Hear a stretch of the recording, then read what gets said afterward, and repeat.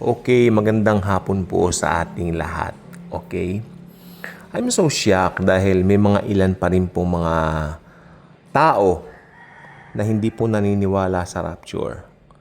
Sabi po nila invented doctrine since it's never found in the Bible the word rapture. Makinig pong mabuti. Sa Latino po, ang tawag sa rapture ay rapturo. Sa wikang Griego, ito po ay harpazo. Yan ang tamang pronunciation yun, harpazo. To be taken away, to be snatched away, kumbaga to be dagitin, mabilisang pagtaas, no? Pag-agaw mula sa lupa. Ito po isang misteryong inireveal kay Paul. Ito po ay hindi isang prophecy. Kaya yung mga nag-a-argue na wala naman daw term na rapture sa Bible, isa lang po ang tanong ko, naniniwala sila sa Bible, hanapin nila yung term na Bible sa Bible. Yun lang po, kung ganyan din ang kababaw ang mga arguments. No, hindi po tayo papatol sa ganyan hindi na po. Sometimes we have to be passive by those negative comments and things that are being thrown in front of our faces. Sometimes we need to choose to stay calm, relax, and maging pasensyoso. Be patient in everything. Patience comes from Jesus. I believe in that. So, kaya po ako nag-vlog ng ganito. Regardless ng pinag-uusapang September 23, 2025, o regardless ng anumang propesiya, iblinag ko ang rapture ngayon bilang isang katotohanan sa Bible. Ito po ay magaganap imminently. Ibig sabihin, this is an imminent event that we are all expecting ever since we came to know the Lord Jesus. And ang rapture po ito po ay bagay na isang malaking katotohanan kung totoosin na nakapagtataka bakit hindi tinatanggap ng ilan. No? At binabanggit nila na wala raw secret na pagdagit. Lahat daw lantaran, magaganap daw second coming. Alam ninyo, itong conclusion ko, those people na nagsasabi niyan, parang siguro tinatamad lang mag-aral ng Bible. O nga naman, kung minsanan lang naman, hindi mo na pag-aaralan. Ganon din po ang sinasabi ng ilan.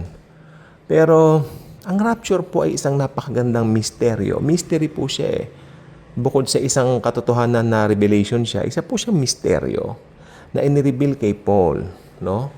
Na alam naman ninyo, tayo pong mga buhay pa ay hindi mauuna dun sa mga yumauna na Kristiyano. Sapagkat sabay-sabay lang tayong bibihisan, yung twinkling of an eye, papasaitaas na tayo. Yun po ang doktrina ng rapture na talagang dapat, kung talagang solid kang nag-aaral ng Bible o mahal mo ang Bible, mahal mo si Jesus, ito ay isang katanggap-tanggap na katotohanan na hindi mo papasubalian ng kahit na anumang pagtutol. Hindi po ba? So, ang rapture po ay isang bagay na dapat confident tayo. Confident tayo sa katotohanan ito ay nakasalig sa kasulatan. Confident tayo sa katotohanan ito ay isang misteryo. Mas maganda, higit sa lahat, ito ay isang revelation na nireveal lang sa mga Kristiyano sa pamamagitan ni Pablo na apostol para sa mga hentil na katulad natin. We are Gentiles and sometimes ano ko, Lord, thank you. Napakabuti mo. Ang rapture para pala sa aming mga Gentiles. Kay ganda na hindi mo loloobin, Lord, kako na ang iglesia mo, ang church mo ay makaranas ng tinatawag na pagsubok, no? Yung grabing puot mo na kung saan ito ibubuho sa buong sandaigdigan sa panahon ng Great Tribulation o sa buong 7 taong singkad ng tribulation period. You will never allow us to experience those things because you really love us. Yun, natatouch po ako doon ay talagang thank you Lord and we know the truth. Regardless, bakit? Kung hindi sila naniniwala, mababago bang katotohanan? Hindi pa. So, we tend to ignore them rather than wasting too much time thinking of those people na kung anong sinasabi sa atin, parang nababaliw daw tayo and all that. Let them. This is not an invented doctrine.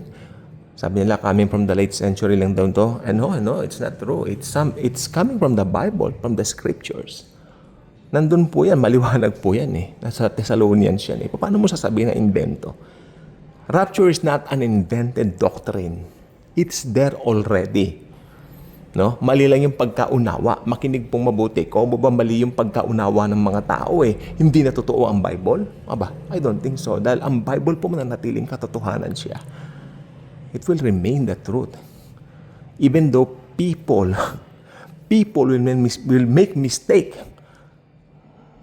sa pangunawa tungkol sa event na ito. So, yun lang po. Ang rapture po ay totoo. Totoo ang rapture anytime dadagitin tayo. Papaitaas. Hindi natin alam kung kailan. We cannot set dates on it, but we can assure irarapture tayo ng Panginoong Jesus. Magandang hapon and God bless po.